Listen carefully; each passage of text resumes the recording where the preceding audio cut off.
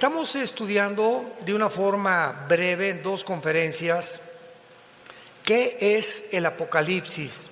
Esta es la segunda parte y es un estudio muy importante, muy necesario, y le he pedido a Dios mucha sabiduría en oración para que pueda yo expresarme con las palabras más comprensibles que ustedes puedan recibir para entender. Esta fue la característica más grande de Jesucristo como maestro, que ha sido el gran maestro de maestros. Y tú vienes a los evangelios y encuentras un lenguaje, los árboles, las semillas, el agua, el luégano, la lechuga, los pájaros, puras palabras sencillas, clarísimas, que hasta un agricultor, un ranchero podría entender. Ese fue el lenguaje que Jesucristo usó. Sin embargo, detrás de este lenguaje tan hiper sencillo, como las parábolas y todo lo que Jesús dijo, yo soy el pan que descendió del cielo, yo soy la luz del mundo, se encontraba escondido detrás de estas palabras la sabiduría de Dios. Y así rápidamente puedes tú comenzar a estudiar Mateo 13, la parábola de las semillas. Un sembrador salió y sembró, una cayó junto a la tierra, vinieron los pájaros, se la llevaron, otra cayó entre los espinos, otra entre las piedras y otra cayó en buena tierra. Y toda la audiencia que Cristo tenía no entendían o se oían como un cuento para dormir a un niño. Pero detrás de las parábolas y de esas enseñanzas se encontraba la sabiduría de Dios. ¿Y qué hizo Jesucristo? Les dijo, cuando acababa de predicar las parábolas, agarró a sus discípulos, vengan para acá. A ustedes les he dado a conocer estos misterios, no a la gente común y corriente. Y les voy a explicar la parábola. El sembrador salió a sembrar, la semilla es la palabra de Dios. La tierra es el corazón humano. Y cuando alguien escucha la palabra de Dios, no entiende, y los pájaros son el diablo que viene y arrebata la semilla para que no dé fruto. La que cayó entre espinos es gente que no entiende la palabra y se retira antes de tiempo. La que cayó entre las piedras son personas que por el afán del dinero, el afán de la vida y las riquezas engañosas abandonan el camino y ahogan la palabra. Y la que dio fruto son los que la reciben y mantienen regando la semilla, manteniéndose, leyendo la Biblia a diario, memorizando la Biblia, estudiando la Biblia, comparando la Biblia y trayendo la Biblia el domingo a la iglesia. Esos son los que van a dar fruto. Entonces, ¿cuántas enseñanzas tan profundas se encontraban en un lenguaje tan sencillo? Pero cuando llegamos al Apocalipsis, llegamos a un libro donde más de 250 citas provienen del Antiguo Testamento. Y encontramos candeleros, el altar de Dios, el tabernáculo, los 144,000 judíos, las estrellas, etcétera, etcétera. Lenguaje que provenía del Antiguo Testamento y una simbología impresionante.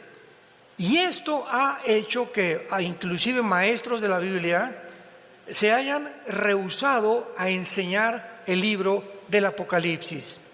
Porque dicen, pues es demasiadas interpretaciones, demasiados símbolos, etcétera, etcétera. Pero no. El versículo 3 dice, dichosos los que leen y los que oyen las palabras de esta profecía. I wanna touch your hand so warm, but my heart's a storm. Fear I'll bruise your soul, leave you feeling cold. I crave your sweet embrace, yet I need my space. Think I'll bring you pain, like a heavy rain. I'm poison, I know it. My love can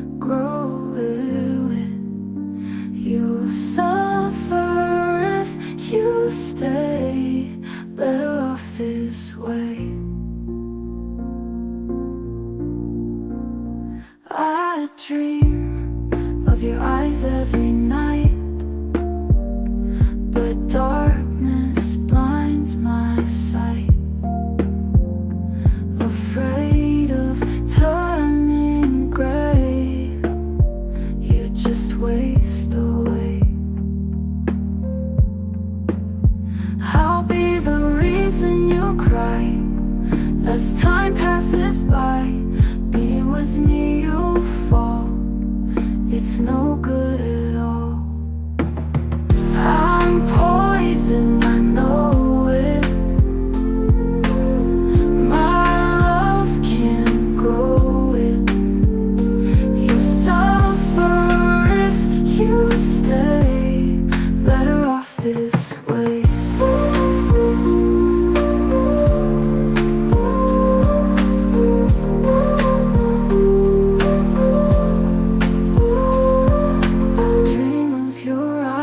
Every night, but darkness blinds my sight. Afraid of turning gray, you just waste away. I'll be the reason you cry as time passes by. Being with me you fall, it's no good at all.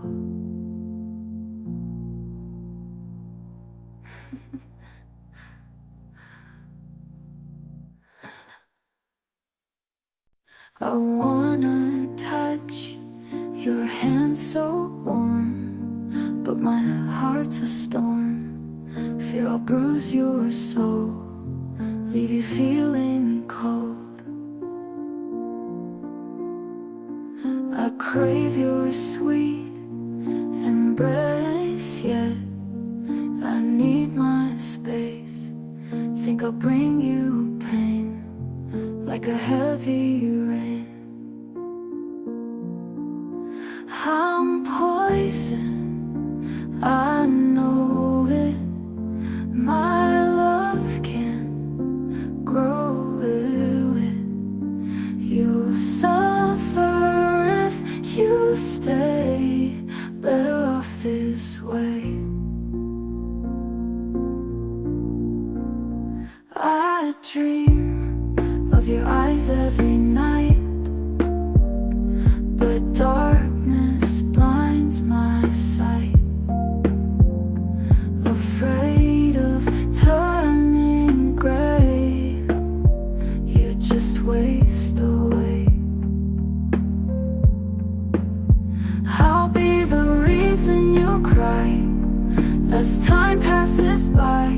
Being with me you fall, it's no good at all. I'm poison, I know it. My love can't grow it. You suffer if you stay. Better off this way.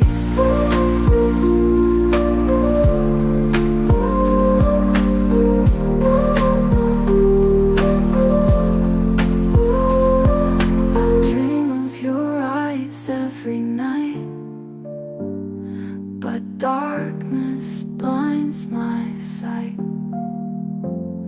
Afraid of turning gray, you just waste away. I'll be the reason you cry as time passes by. Being with me you fall, it's no good at all.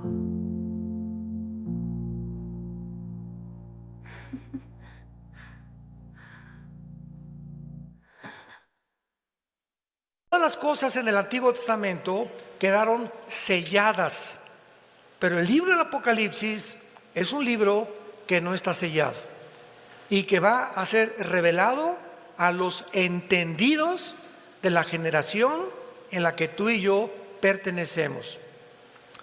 Antes de abordar algunos temas aquí importantes, vayamos rápidamente al libro de Daniel, capítulo 12, porque el libro del Apocalipsis no puede ser comprendido sin antes estudiar Daniel, porque Daniel puso los cimientos y el apóstol Juan, que escribió Apocalipsis, construyó sobre lo que Daniel recibió en sus visiones. Y veamos esta revelación tan preciosa en el libro de Daniel, que escribió 600 años antes del apóstol Juan, o hace 2600 años. Dice el versículo 4, le dice un ángel a Daniel: pero tú, Daniel, cierra las palabras y sella el libro. O sea, prohibido leer lo que te voy a decir hasta los tiempos finales. Sella el libro hasta el tiempo del fin, que es el tiempo en que tú y yo estamos viviendo. Muchos correrán de aquí para allá y la ciencia aumentará. Versículo 9. Él respondió: anda, Daniel, estas palabras están selladas. ¿Hasta cuándo? Hasta el tiempo del fin. Muchos serán limpios, emblanquecidos, purificados. Los impíos irán de mal en peor, o sea, procederán impíamente, y ninguno de los impíos entenderá. Pero los entendidos comprenderán. Se necesita entendimiento para comprender las cosas espirituales. Entonces, el libro del Apocalipsis no es un libro para la gente del pueblo común y corriente. Tú puedes tener 5 premios Nobel y ser maestro en ciencias políticas, doctor en filosofía y letras y graduado en Oxford o en Harvard, y vienes a la Biblia y te estrellas contra la mente de Dios, porque la mente humana tiene un límite, y los que quieren atravesar ese límite y tratar de comprender más allá de ese límite se vuelven locos. Así tan sencillo. Y así tenemos Carlos Marx, tenemos a el padre de la psicología, ¿verdad?, a Freud, tenemos a Friedrich Nietzsche, el padre del ateísmo del siglo pasado.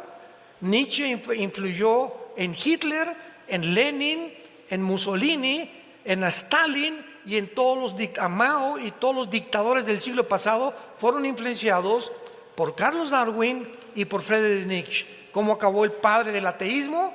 Loco, en un manicomio, y se volvió homosexual antes de morir. Carlos Marx, pobrecito, ¿verdad?, murió en la pobreza, aunque era un hombre sincero, que postuló una doctrina hegeliana junto con Federico Engels. Vino Nicolás Lenin, él llevó a la práctica el capitalismo y el manifiesto comunista. Después lo absorbió Lenin y después lo absorbió, José Stalin. Y después vino la Segunda Guerra Mundial con Mussolini, el loco, Hitler, otro psicópata. Y todos estos hombres quisieron ser guiados por supuestas guías espirituales, como decía Hitler, que lo guiaba un espíritu, y murieron, ¿verdad?, del lado más desastroso y terrorífico que nos podamos nosotros imaginar. Y rápidamente, finalmente, veamos en 1 Corintios capítulo 2. Estos versículos nos dan un cimiento para que ustedes entiendan lo que les estoy tratando de comunicar. 1 Corintios 2, versículo 6. Dice Pablo: sin embargo, hablamos sabiduría entre los que han alcanzado, ¿qué cosa? Un cristiano no maduro es un cristiano que todavía no entiende Apocalipsis, ni Daniel, ni Ezequiel, ni Zacarías, ni Malaquías. Y tiene 5 o 10 años el cristiano y no sale de Juan 3:16. Se llama la leche. Ahora, ¿por qué una persona cristiana que tiene 5, 8, 10 años en Cristo no entiende las cosas profundas de la mente de Dios? por la falta del estudio diligente y su falta de relación diaria en comunión con la Biblia y con el Señor Jesucristo. La vida cristiana no puedes depender, leer la Biblia hoy y pasa miércoles, jueves, viernes, sábado y la Biblia ni la tocas. Y ya tomaste decisiones el miércoles y el jueves con tus hijos, en tu casa, en tu escuela, en tu bufete de abogados, en tu consultorio médico, sin tener en cuenta la Biblia. ¿Qué significa esto? Que en esos 3 días le dijiste a Dios: no te necesito en estos 3 días, yo tengo la sabiduría para saber qué aconsejarle a mi hijo, qué decisiones tomar. Y es lo que se llama la soberbia espiritual.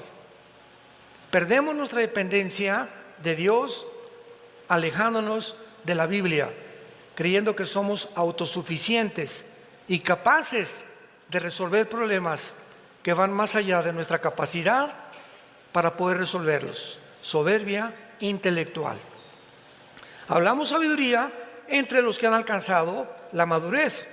Versículo 10: pero Dios nos las reveló a nosotros por el Espíritu, porque el Espíritu todo lo escudriña o todo lo investiga, aún lo profundo de Dios. A ver, hay un solo Espíritu en el universo, un solo Espíritu de los billones. Los ángeles son espíritus, los serafines, los querubines, los seres humanos. Hay billones de espíritus en el universo, pero hay uno solo que posee toda la verdad. Se llama el Espíritu Santo, y es el único espíritu que nos puede guiar a la verdad. Y el Espíritu Santo siempre va a usar las Sagradas Escrituras. ¿Ves la importancia de tener contacto con la Biblia? Porque te desligas de la Biblia, la dejas de leer, la dejas de estudiar, no te disipulas, pierdes el camino así. Somos como ovejas que necesitamos un pastor. No hay un solo animal en el mundo que necesite un pastor y que nunca verá sin un pastor más que las ovejas. Escúchame, ¿sabes por qué? Porque escogió Dios a las ovejas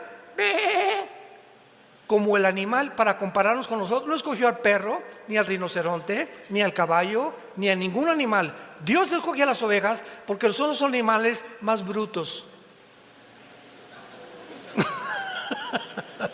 Ya te sentiste ofendido, ¿verdad? Son los animales más ciegos, son los animales más torpes, son los animales más indefensos de todos los animales que Dios creó. Una oveja no tiene la capacidad de defenderse. Los conejos corren, todos tienen de alguna manera de huir del peligro, pero las ovejas son indefensas. Deliberadamente la Dios creó para que necesitaran un pastor.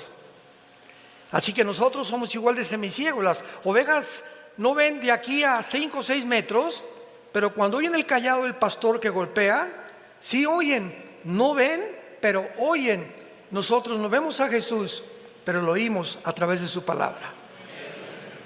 No necesitamos ver a Jesús. Cuando prestas oído a su palabra como las ovejas, oyen el ruido, las ovejas siguen el golpeteo del bastón del pastor con las piedras. A una oveja la metes a un barril en reversa y ahí está. Y en lugar de que se eche en reversa o que salga, ahí se queda la bruta. Son tan indefensas que ni siquiera pueden recurrir a salir o meterse, igual que los seres humanos. Tengo un problema, voy al psicólogo, la doctora Corazón, Walter Mercado, los astrólogos, espiritismo, un chamán, un brujo. Somos tan tontos de creer que hay alguien en el mundo que nos puede ayudar, menos Dios. Así de tercos somos los seres humanos. Ahora entiendes por qué solo el Espíritu que conoce las cosas profundas de Dios es el que te puede guiar a la verdad.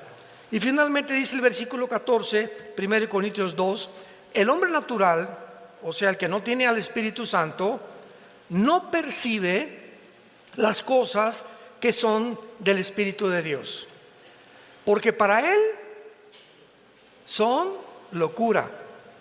¿Por qué qué? Porque no las puede entender, porque se han de discernir espiritualmente.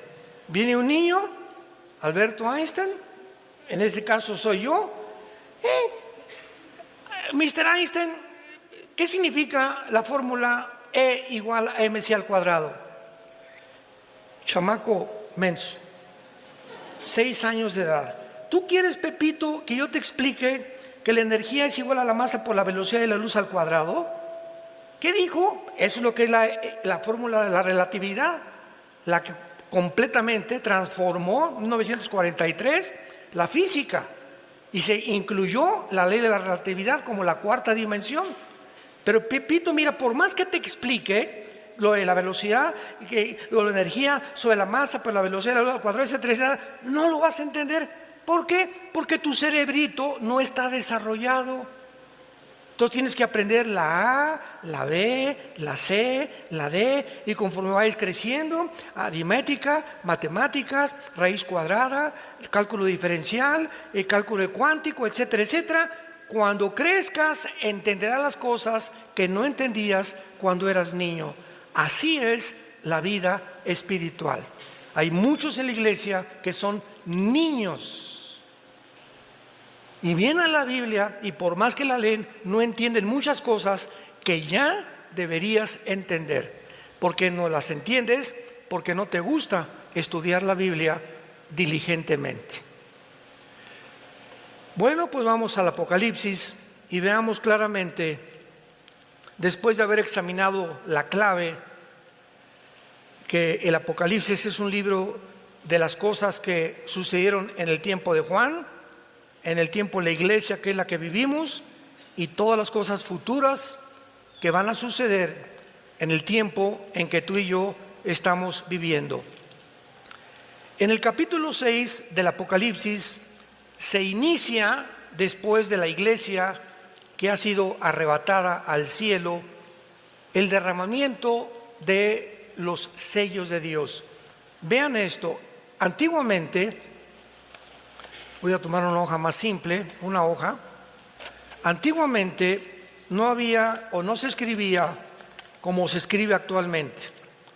En el capítulo 5 del Apocalipsis se describe a Dios con un rollo.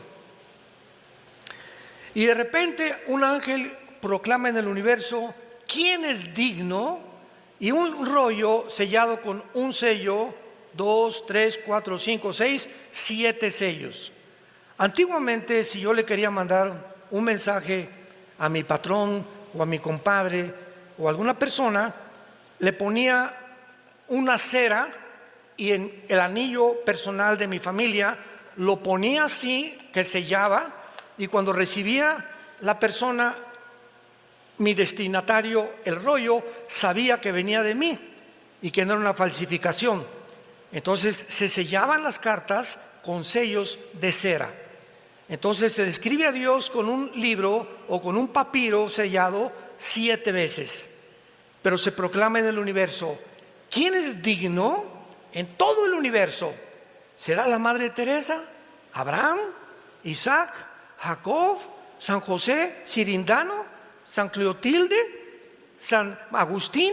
¿Habrá alguien en los querubines, los serafines, que puedan desatar los sellos? Y se contestó: no hay nadie en el universo digno de abrir los sellos que contienen los 21 juicios de Dios sobre el mundo en el tiempo futuro que estamos viviendo. Y finalmente el apóstol Juan, que estaba viendo toda esta escena en el cielo, dice: pero vi uno como el Cordero de Dios, que se acercaba al trono de Dios, y el Padre le entregaba a Jesucristo, ya resucitado, por haber vencido la muerte, vencido a Satanás y vencido el pecado. Él es el único digno de que pueda desatar los sellos. Y dentro de los 7 sellos se encuentran 7 trompetas y 7 copas. Así que los 7 sellos contienen todos los juicios de Dios, y se abre el primer sello, capítulo 6, versículo 1, un caballo blanco, que simboliza la entrada del anticristo pacíficamente al mundo. convergiendo con Daniel 9:27, confirmando un pacto con los judíos para poder durante 7 años garantizarles a los judíos la protección de sus enemigos. Así comienza la tribulación. La tribulación no comienza con el rapto de la iglesia.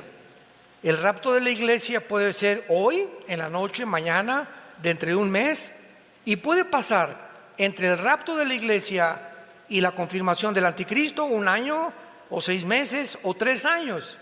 O sea, el rapto no es así y después inmediatamente al otro día comienza la tribulación. Puede haber un periodo intermedio entre el rapto y el inicio de la tribulación, donde todavía Dios continuará después del rapto otorgando su gracia para que muchos acepten a Jesucristo, que entrarán a la tribulación, desde luego, y posiblemente sean bastantes de los 144,000 judíos sellados que aparecen en el capítulo 7. Entonces Cristo quita el primer sello y aparece un caballo blanco. Noten ustedes que tenía un arco, pero con corona y sin flechas.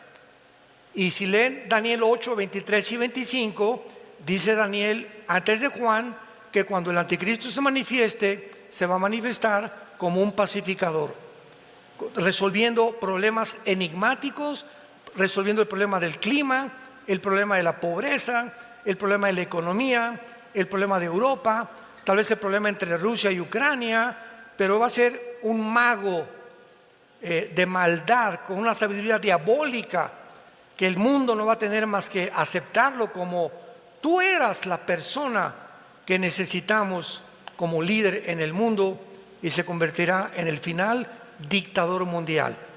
Sin embargo, a los 3 años y medio va a violar esto, y dice el versículo 3, el segundo sello, vi un caballo bermejo.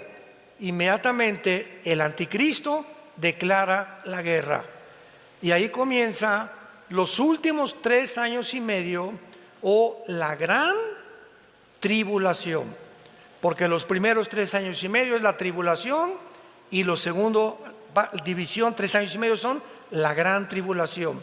Comienza con la guerra. La invasión de Putin a Ucrania no desatará la tercera guerra mundial. La tercera guerra mundial lo retrata Apocalipsis 16 del 12 en adelante, que se llama el Armagedón.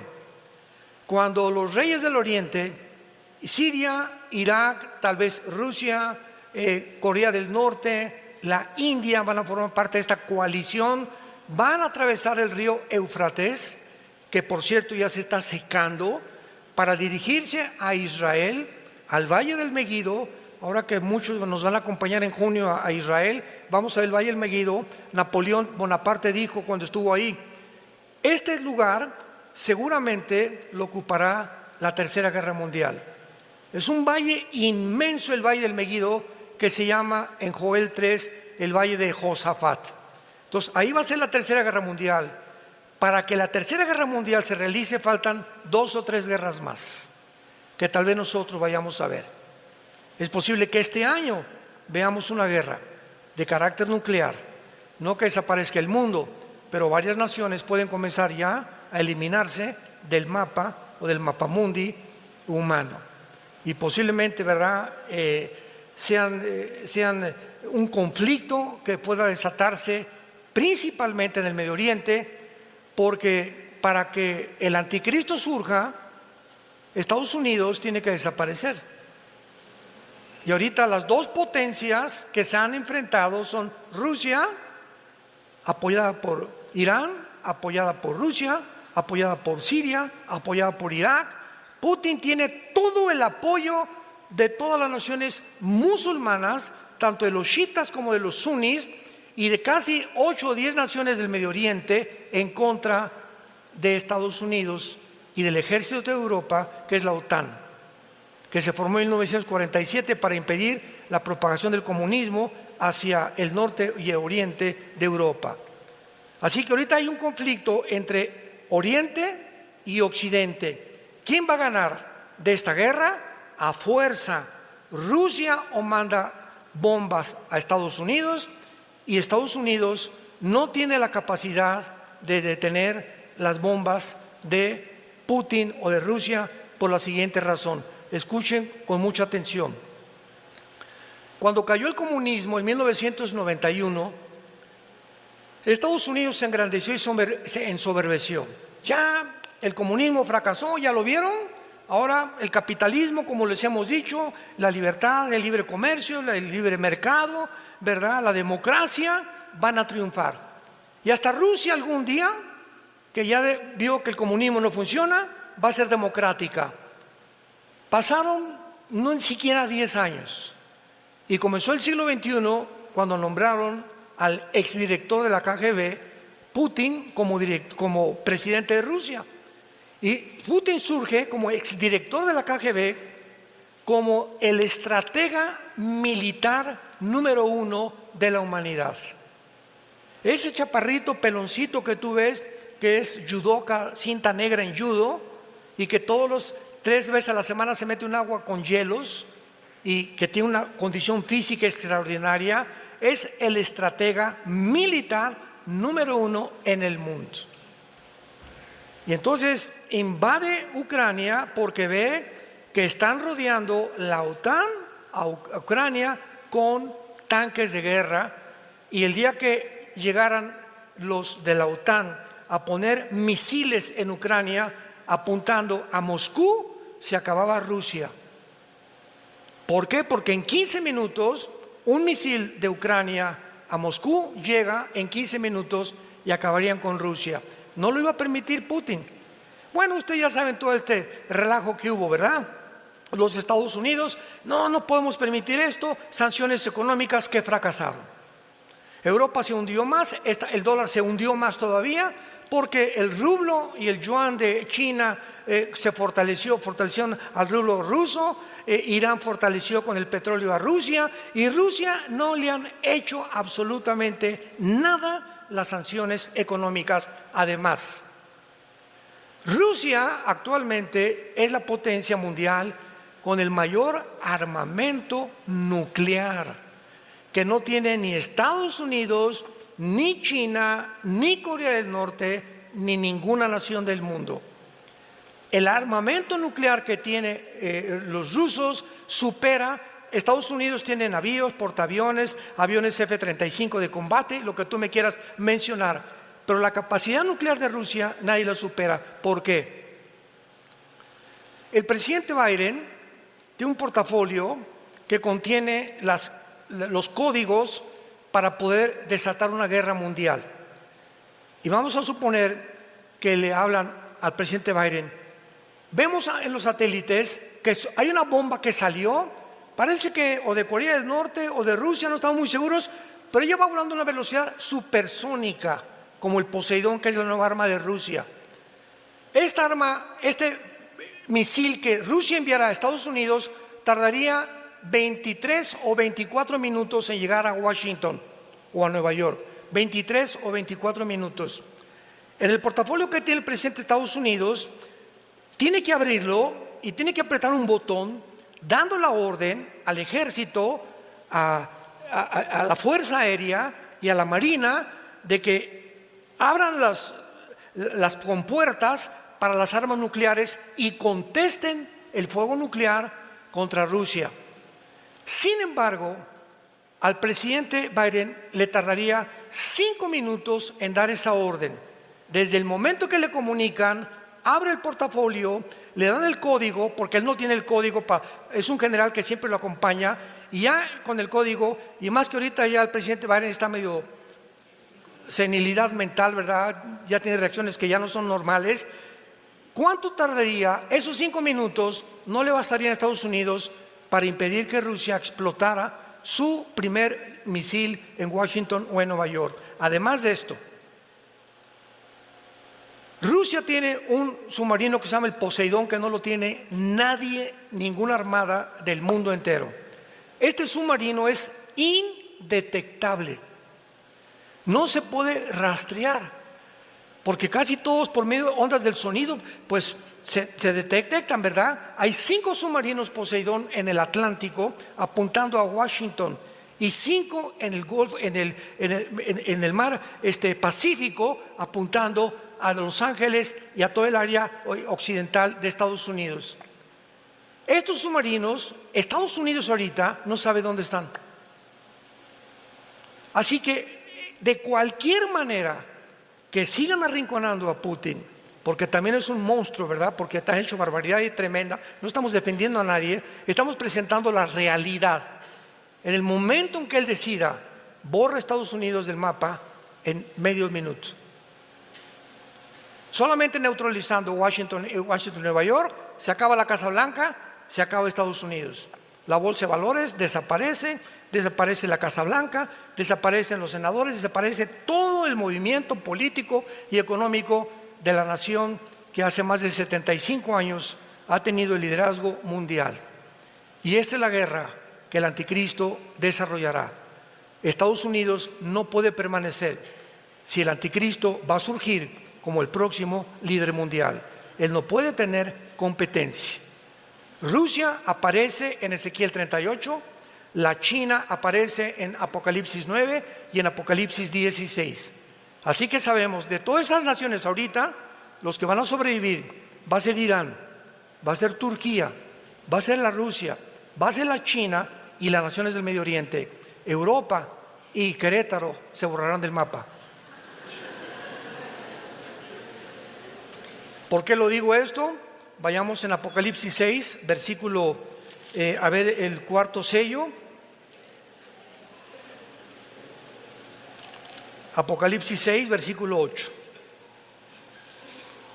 Veamos lo que hace 2600 años profetizó la Biblia. Y todo tiene una conceptualidad, un sentido común, una lógica tan grande. Cuando unimos las piezas de todo lo que está pasando, no hay ninguna pieza suelta, no hay coincidencias en la vida. Todo forma parte de un plan perfectamente bien planificado, desarrollado, estratégicamente elaborado, que la Biblia se adelantó para revelárselo al pueblo de Dios. Para que nosotros no estamos en tinieblas.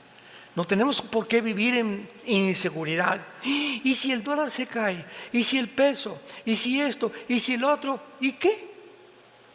No te dejaré ni te desampararé, dice el Señor. ¿No se acuerdan del desierto? 2 millones de personas los mandé a un desierto, sin Oxxo, sin Walmart, sin Plaza Atenea, sin zapaterías, sin agua, sin ropa, sin sastres, sin costureras. Casi 40 años.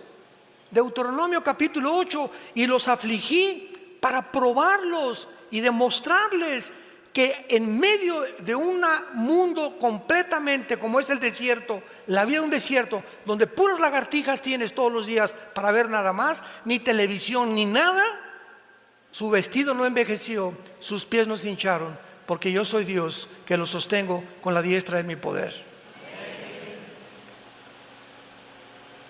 ¿Por qué tenemos miedo, pueblo de Dios? Pase lo que pase.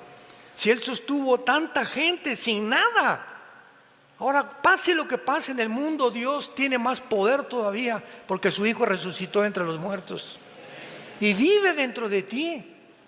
Y nos dejó su libro para que pudiéramos aprender de este libro las maravillas que nos esperan en este mundo después que todo desaparezca. Dice Apocalipsis 6, versículo 8, miré un caballo amarillo, léanlo con mucha atención, y el que lo montaba tenía por nombre Muerte, y el Hades, o sea, el infierno, le seguía. Y le fue dada potestad sobre, ¿cuántos? La cuarta parte de la tierra para matar con espada, o sea, con guerra, con hambre, que es el resultado de las guerras, con mortandad, que son pestes, y con las fieras de la tierra, que se vienen de la selva a las ciudades por falta de comida, acabar con los moribundos y con los muertos. ¿Cuántos habitantes hay en el mundo ahorita? 8,000 millones. Le quitamos la cuarta parte, ¿cuántos son? 2,000 millones. Estamos comenzando apenas. Las primeras guerras morirán 2,000 millones de personas. ¿Tienes idea de cuál es esto? Para que tengas una ligera idea, desde Alaska hasta la Patagonia en Argentina, todo el continente americano, Canadá, Estados Unidos, México, Panamá, Guatemala, hasta la Patagonia, habemos 1.100 millones de seres humanos. Aquí está diciendo que al principio morirán 2 continentes enteros, iguales al continente americano de personas. Y como en la Biblia no aparece Estados Unidos ni Querétaro, ni México, ni ninguna nación, solamente encuentras en la Biblia, al final de los tiempos, naciones del norte de África y del Medio Oriente, y algunas de Asia Central, nada más. Lo que nos da a entender que después de que caiga Estados Unidos, desaparecerá todo el continente americano, tú y yo. Pero ya no vamos a estar aquí nosotros. Así que adiós, ya nos vemos al ratito, Adiós mundo cruel, ya nunca te veré, como dice la canción. Ahora, esto es muy importante porque dice el versículo que en el 5º sello, versículo 9, Juan vio con sus ojos, él estaba en el cielo. ¿Con qué ojos vio?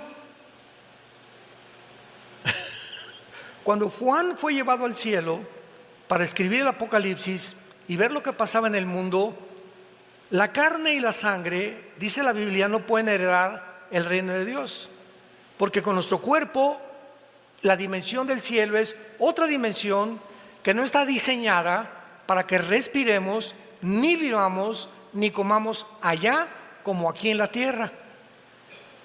Aquí de la atmósfera para abajo hay una capa de ozono y de aire compuesta por 93% de nitrógeno, oxígeno y algunos gases. Ahorita respiro y gracias a este aire, y qué bueno que no traigo pañal ni bozal en la boca, este aire que respiro es el que le da vida a mis neuronas del cerebro. Y el momento que dejo de respirar, se me baja mi sistema inmune, afecto mis neuronas, que son irreversibles, el daño para siempre. Yo no me quiero meter en eso. El que tenga entendimiento, que entienda lo que les quiero decir. Pero es increíble que podamos nosotros ver que allá Juan en el cielo ve con otros ojos, que son los ojos espirituales. Los oídos de Juan no eran físicos, eran espirituales. ¿Qué les quiero decir? Que cuando Juan estuvo en el cielo, vio a los muertos. Versículo 9. Vi bajo el altar las almas de los que habían sido muertos por la palabra de Dios y por el testimonio, o sea, los mártires. Cuando morimos, no hay reencarnación, no hay purgatorio, no hay limbo, inventos de los seres humanos y de las religiones. Tú te mueres hoy en la noche y acabó para toda la eternidad tu futuro, y serás condenado o vivirás con Jesús en el cielo. No hay lugares intermedios, no hay tiempo de arrepentirte ya, ni de pedir perdón.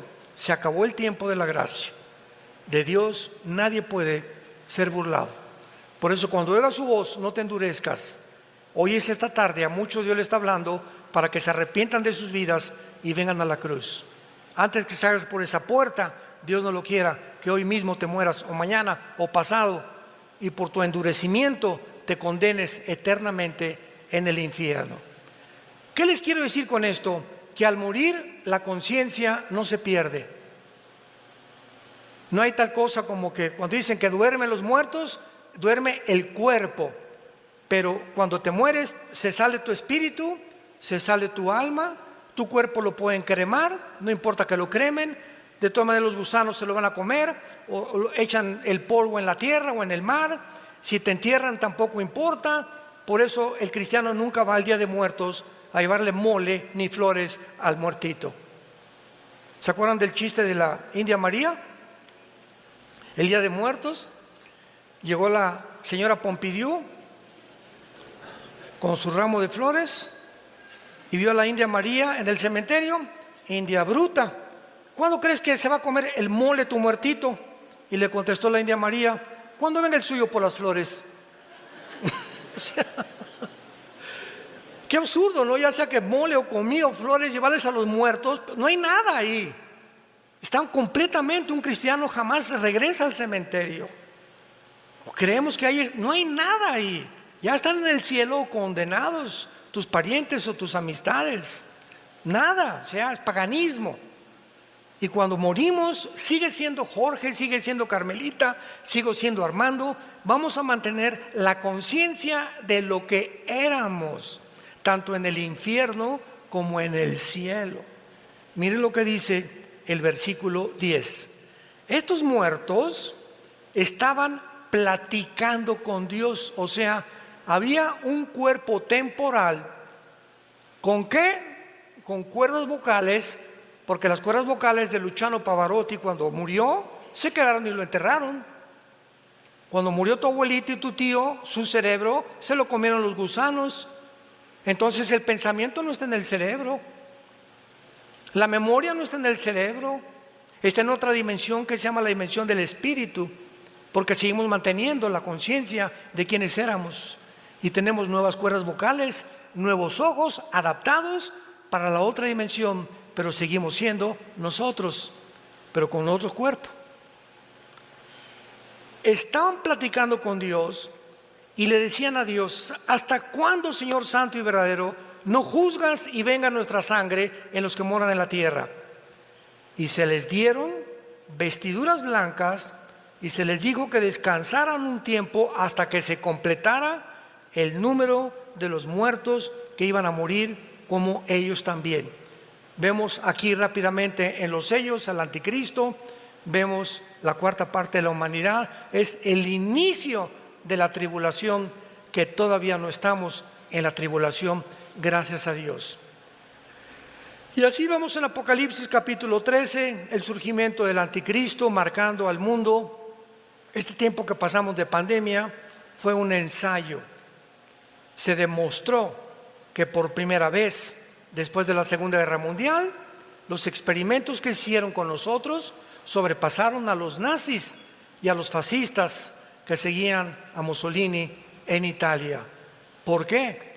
Porque el experimento con nosotros jamás se había hecho con los niños. Desde los nazis, que Mengele, el doctor de Hitler, abría a las mujeres y les querían poner ojos verdes a los que tenían ojos negros y querían mezclar el ADN con otras cosas. Y fracasó el nazismo, gracias a Dios, pero querían crear una raza superior. Y es lo que actualmente en el mundo se llama transhumanismo. Están tratando de crear una raza superior. Porque si somos amibas y venimos de la evolución, ahora tenemos la tecnología y la genética para poder crear un ser humano que ya debemos evolucionar. Y ahora, como decía Elon Musk, el dueño del proyecto X y del Tesla, etcétera, etcétera, vamos a inventar un chip, meterlo intravenoso que llegue al cerebro y subir los pensamientos a una nube. y de la nube poder controlar a través de una computadora y del chip el cerebro de una persona, porque si quieres aprender japonés en 3 horas, en lugar de 3 o 4 años, lo puedes hacer. Si ya no quieres tener ira, envidia, celos, etcétera, etcétera, el chip va a comenzar a abordar ciertas áreas de tu cerebro para poder crear un superhombre y que ya no hay maldad en el mundo. Esto no es ciencia, esto es ciencia ficción. Yo le llamo marihuanadas. Estos son los científicos del siglo XXI, lo creen y lo están haciendo. Googléalo. Foro Económico Mundial, Klaus Schwab, el presidente, ve lo que dicen y son los que están manejando el protocolo del mundo actualmente.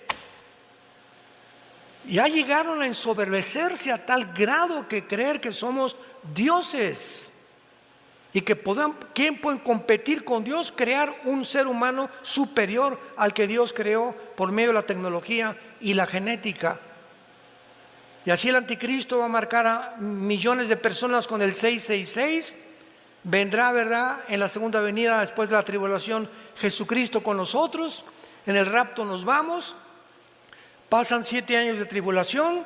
Y mientras está aquí la tribulación, estamos en el cielo. 1 Corintios 3, del 10 al 12.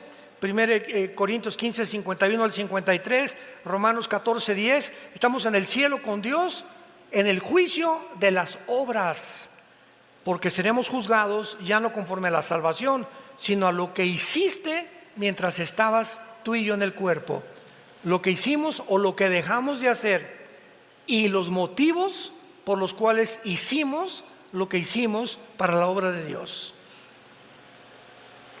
Y después de que seamos juzgados y entregar las recompensas, vienen las bodas del Cordero, Apocalipsis 19, y acabando las bodas, bajamos al terminar la tribulación del mundo con los ángeles de Cristo, Apocalipsis 19, a establecer su reino milenial, donde moraremos en el reino mesiánico prometido a los patriarcas y a todos los profetas del Antiguo Testamento, 1000 años. Al acabar los 1000 años, que va a estar Satanás atado, va a ser desatado otra vez la última rebelión y bajará la Nueva Jerusalén, Apocalipsis 21 y 22, al mundo, y en la Nueva Jerusalén entraremos a vivir para siempre con Jesucristo. Y dice Daniel capítulo 7 que muchos gobernarán otras galaxias, porque Dios creará cielos nuevos y nueva tierra. Muchos tendrán tronos. No todos los cristianos van a ser capitanes, ni coroneles, ni generales. Muchos cristianos seguirán siendo soldados rasos en la otra vida, porque eso es lo que quisieron ser. Pues yo de panzazo con que pase, pues ya, con eso me conformo. Por eso dice la Biblia: no os canséis, y mostrar la misma solicitud de al principio, para que seamos imitadores de los que por la fe y la paciencia heredamos las promesas. No somos de los que retroceden, porque muchos salieron de nosotros, pero no eran de nosotros. Porque si hubieran sido de nosotros, hubieran permanecido con nosotros. Pero muchos vamos a ver que van a salir de la iglesia porque nunca se arrepintieron, nunca fueron salvos, nunca fueron regenerados por el Espíritu Santo, nunca nacieron de nuevo. Eran religiosos nada más. Les gustaba oír, a Herodes le encantaba oír a Juan el Bautista y acabó cortándole la cabeza. Y las iglesias están llenas de personas en el mundo entero que no son salvas. Todas las iglesias hay la mitad de cizaña y la mitad del trigo. No todos los que tú ves a tu alrededor o atrás de ti o al lado o a la derecha son realmente cristianos. El tiempo lo dirá, por la conducta, la forma, las palabras y su forma de vivir. Porque el que recibió a Cristo ha sido transformado internamente, se convierte en un mejor esposo, la esposa ya no es tan repelona con él, los hijos son más apasionados por amar a sus padres, los padres a los hijos. Mis negocios los manejo con honestidad, trato de vivir una vida tranquila, irreprensible delante de Dios. Trato de hablarle a la gente, a mi familia, de Jesucristo. Si tienes a Cristo y dices que eres cristiano, pregúntate, desde que te convertiste, ¿a cuántas personas has ganado para Cristo? ¿A cuántas personas les has hablado de Cristo en tu vida? Pregúntatelo, sé honesto, sé honesta. ¿Has hablado con alguna persona y la has guiado a recibir a Cristo en tu vida desde que te convertiste? Que dice Hechos 1:8, recibirán poder cuando venga el Espíritu Santo y me serán testigos.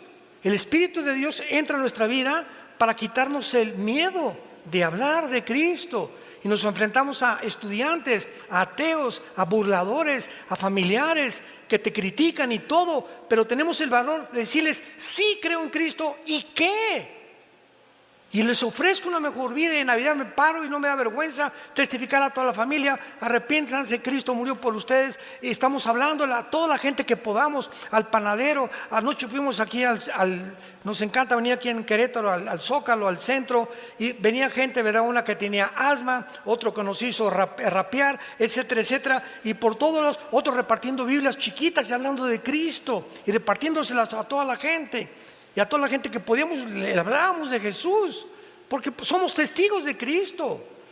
al elevadorista, a la que te lleva las tortillas, a tu chofer, al de la farmacia. Dale un folleto, dale una conferencia, un libro cristiano. Habla, comunícate, transmite lo que Dios a través de nosotros quiere transmitir.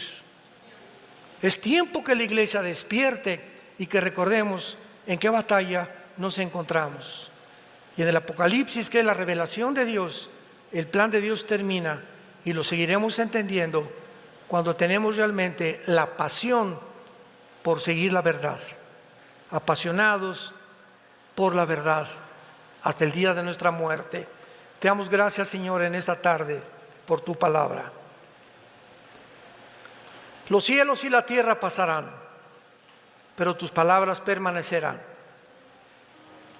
Te damos gracias por habernos resucitado juntamente con Cristo, por haber permitido que muramos juntamente con Él,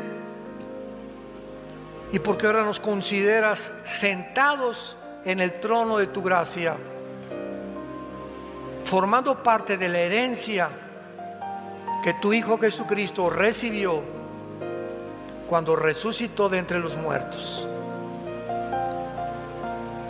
Te damos gracias por tan grande amor en la cruz, porque Dios muestra su amor para con nosotros en que, siendo aún pecadores, Cristo murió por nosotros. El que no conoció pecado, por nosotros se hizo pecado, para que nosotros fuéramos hechos la justicia de Dios en Él. Él, despreciado y desechado entre los hombres, varón de dolores, experimentado en quebranto.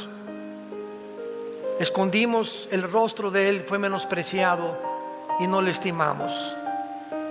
Ciertamente llevó Él nuestras enfermedades y nuestros dolores, y nosotros le tuvimos por abatido de Dios. Como oveja delante de sus trasquiladores, enmudeció y no abrió su boca. Y todos nosotros, como ovejas sin pastor, nos salimos y nos perdimos en caminos tan diferentes. Mas en el amor que nos tienes, lo enviaste al mundo a recogernos, a meternos al corral otra vez de las ovejas, para ser pastoreados por Él, para que el bien y la misericordia nos sigan todos los días de nuestra vida, y algún día en tu casa, Señor, moraremos eternamente contigo. Si tú en esta mañana no tienes la seguridad de la vida eterna, ustedes que nos ven a través de la televisión también, pídele a Cristo entrar a tu vida por primera vez con estas palabras. Dile ahí desde donde te encuentras.